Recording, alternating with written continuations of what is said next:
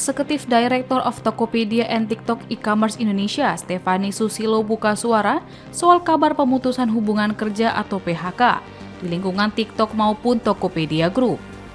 Menurut Stephanie, yang terjadi saat ini adalah penataan tenaga kerja. Hal ini disampaikan usai dirinya melakukan rapat koordinasi dengan Wakil Ketua DPR RI Sufmi Dasko Ahmad dan Menteri Ketenagakerjaan Yasir Ly di DPR Jakarta pada Senin 6 Juli 2026.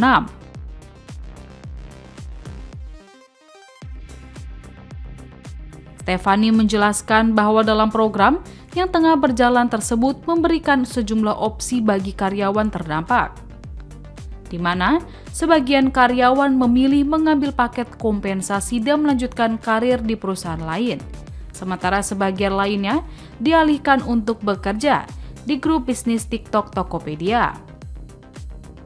Berbanding terbalik, Stephanie mengatakan saat ini pihaknya tengah membuka 100 lowongan pekerjaan, sebanyak yang tersebar di seluruh Indonesia. Kami sampaikan, yang pertama adalah tidak ada pemutus hubungan kerja di TikTok atau Tokopedia Group. Yang ada adalah penataan tenaga kerja yang sedang kami lakukan dan internal mobility di dalam TikTok atau Tokopedia Group. Dalam program penataan ini memang ada yang sudah memilih untuk mengambil paket kompensasi dan memilih untuk bekerja di tempat lain atau disalurkan di lingkungan grup bisnis TikTok Tokopedia. Di sisi lain, Menteri Ketenagakerjaan Yasir Ly mengatakan penataan organisasi yang dilakukan melalui skema internal mobility bisa memberikan kesempatan untuk bekerja di lini usaha lain yang berada dalam TikTok Group. Yasir Ly pun mengapresiasi langkah TikTok Group yang tetap membuka sekitar 100 posisi pekerjaan di Indonesia di tengah penataan organisasi yang tengah dilakukan perusahaan.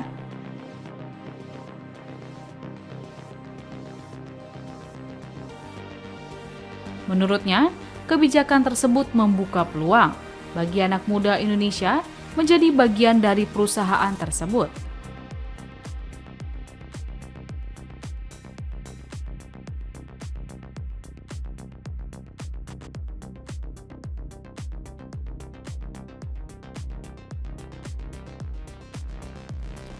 Sementara itu, Dasko menyatakan karyawan Tokopedia yang telah menerima paket kompensasi dari program penataan organisasi PT Goto Gojek Tokopedia Tbk baru sekitar 200 orang.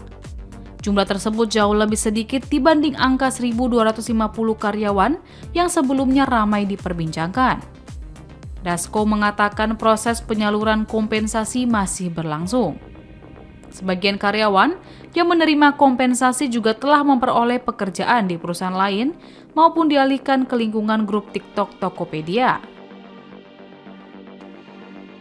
Menurut Dasko, karyawan yang memilih menerima kompensasi memperoleh paket yang telah disepakati kedua belah pihak. Nilai kompensasi tersebut cukup besar sehingga tidak menjadi persoalan bagi karyawan yang mengambil opsi tersebut. Sebelumnya, beredar kabar 90% karyawan Tokopedia dipecat pekan lalu. Mengutip CNBC, seorang narasumber mengatakan lebih dari 450 karyawan di unit teknologi terdampak keputusan ini.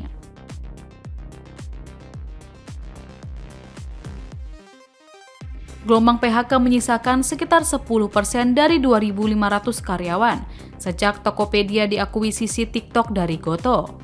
Kini, karyawan yang tersisa hanya di unit bisnis, trust and safety, dan teknologi.